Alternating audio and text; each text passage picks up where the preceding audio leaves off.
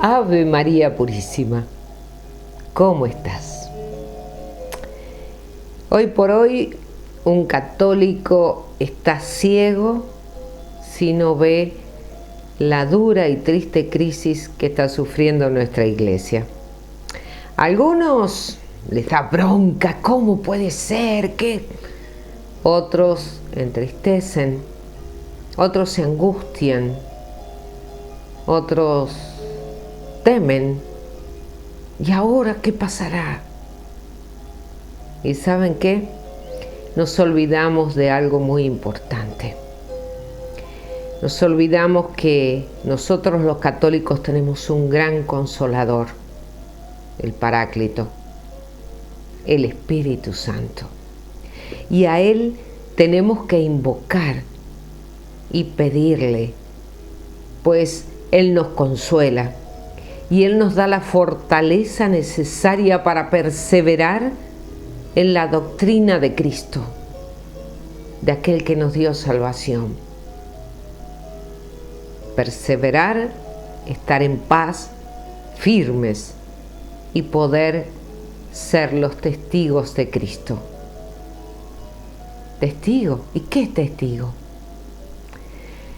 Escuchemos a este buen sacerdote explicarnos bien qué es ser testigo.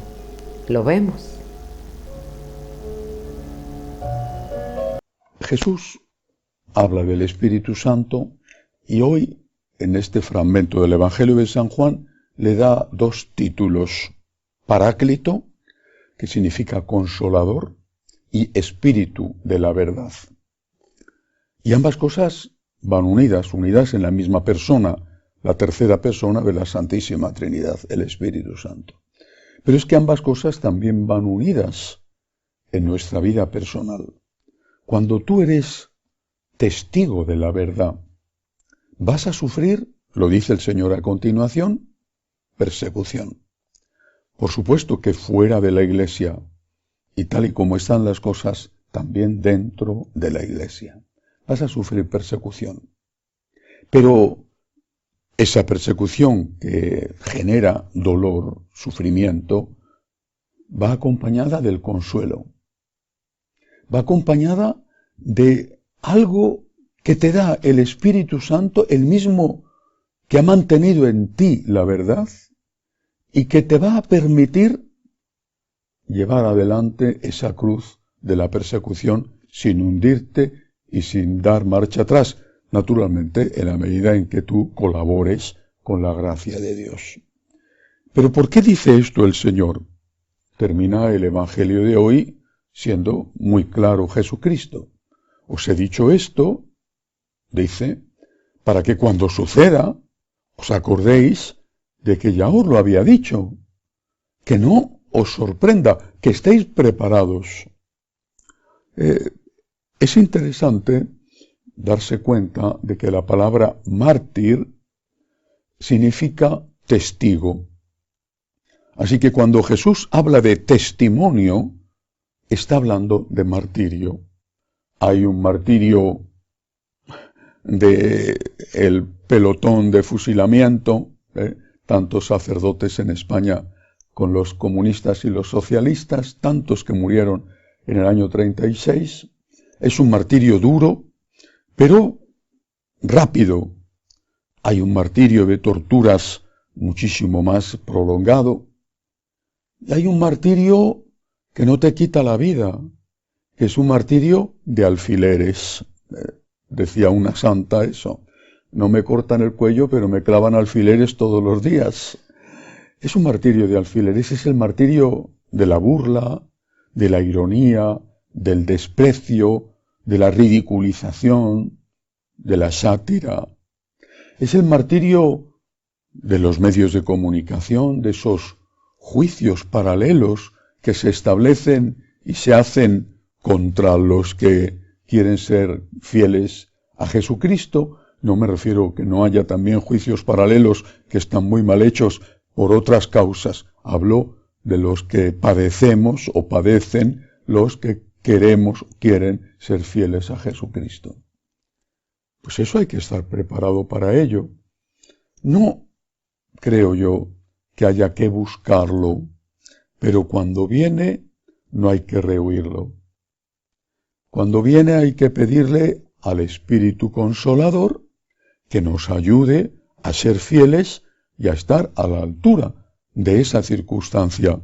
Decía San Ignacio de Antioquía, un santo de los primeros siglos, había sido obispo de Antioquía, era obispo de Antioquía cuando le hicieron preso y le llevaron a Roma, porque era un personaje en la iglesia, y entonces le llevaron a Roma para ser echado a los leones allí en el circo, porque solían llevar a gente importante de todo el imperio, y en este caso uno de ellos era él. Y de camino hacia Roma, decía, cuando llega la persecución, no hay que tener muchos argumentos, sino grandeza de ánimo. Y él la tenía. Y las cartas que fue escribiendo durante el camino hasta que llegó a Roma son un tesoro de la iglesia primitiva, escritas en el inicio del año 100, es decir, los primeros, al principio del siglo II. La carta a los romanos les dice, porque se ha enterado de que hay romanos cercanos al emperador que podían intentar que no le martirizaran y que quizá le pusieran algún otro tipo de castigo, él ya era muy anciano. Y les dice, soy trigo de Cristo y tengo que ser molido por los dientes de las fieras. Esto es un testigo. ¿Tenemos nosotros el amor a Cristo suficiente como para ser sus testigos? Cuando se ríen de ti, por ejemplo, un joven del que se burlan sus compañeros porque quiere ser casto, o un joven que quiere ser sacerdote, o una joven que quiere ser religiosa, y que incluso en su casa le ridiculizan o le critican.